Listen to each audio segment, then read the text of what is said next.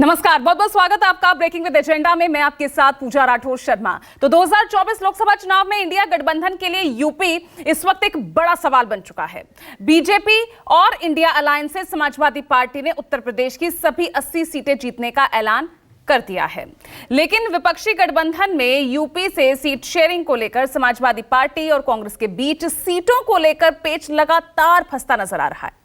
UP में अखिलेश यादव अपनी मजबूती दिखाने से कहीं भी चूक नहीं रहे हैं और अभी से ही उन्होंने अपने उम्मीदवारों के नामों का ऐलान करना शुरू कर दिया है। कल दूसरी लिस्ट समाजवादी पार्टी की तरफ से जारी की गई। यूपी में एक तरह से देखा जाए तो इस तरह से उम्मीदवारों के नामों का ऐलान करना, इसे कांग्रेस के लिए शुभ संकेत नहीं मान सकते। खबर है कि अखिलेश ने यूपी में कांग्रेस को 17 सीटों का ऑफर दिया है, लेकिन कांग्रेस की तरफ से अखिलेश के इस ऑफर पर फिलहाल कोई जवाब नहीं आया है। अब ऐसे में सवाल उठने लगा है कि क्या यूपी में इंडिया गठबंधन के बीच सब कुछ ठीक चल रहा है?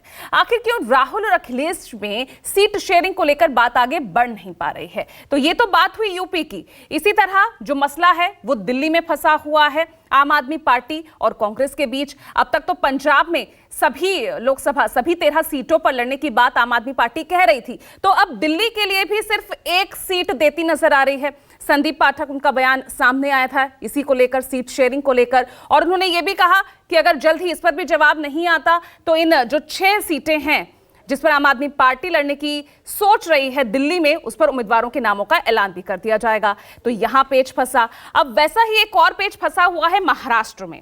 अब यहां पर भी अब तक सीट शेयरिंग पर कोई बात बन नहीं पाई है। तो आज इन्हीं तमाम राज्यों में हम जानेंगे स्थिति क्या है सीट शेयरिंग को लेकर इंडिया गठबंधन की, और एनडीए को लेकर भी हम चर्चा जरूर करेंगे कि वहां पर हालांकि उम्मीदवारों की घोषणा तो एनडीए की तरफ से भी नहीं की गई है। तो आज इन्हीं मुद्दों पर हम चर्चा करेंगे। साथ ही जो चर्चा में मेरे साथ बड़ा पैनल मौजूद होगा, मेरे 2 सहयोगी विनोद जगदाले मुंबई से और वरिष्ठ सहयोगी राजीव रंजन सीटों के इन समीकरणों को, सीट शेयरिंग को समझाते नजर आएंगे।